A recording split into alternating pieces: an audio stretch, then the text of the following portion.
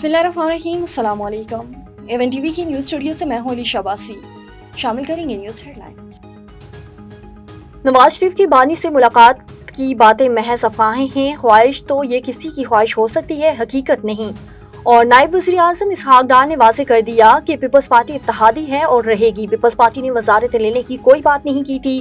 कहा कि पाकिस्तान ने कई गुना बड़े दुश्मन को शिकस्त दी। 9 और 10 मई को भारत को वो सबक सिखाया जो हमेशा याद रखेंगे। ईरान को भी अंदाजा हो गया कि पाकिस्तान सच्चा दोस्त है। ईरानी पार्लियामेंट में तशक्कुर पाकिस्तान के नारे लगे।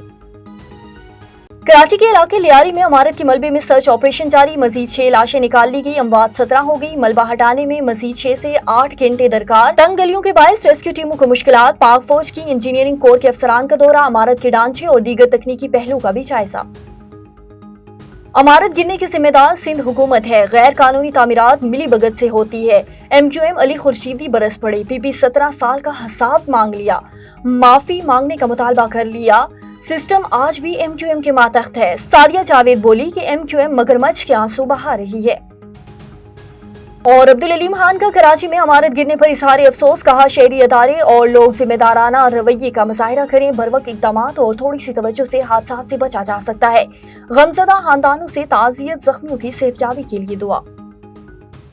न्यूज़ स्टूडियो से फिलहाल के लिए इतना ही। मजीद किसी भी खबर से बाखबर रहने के लिए देखते रहिए A1 TV। A1 TV, सब पे नजर, अंदर की खबर।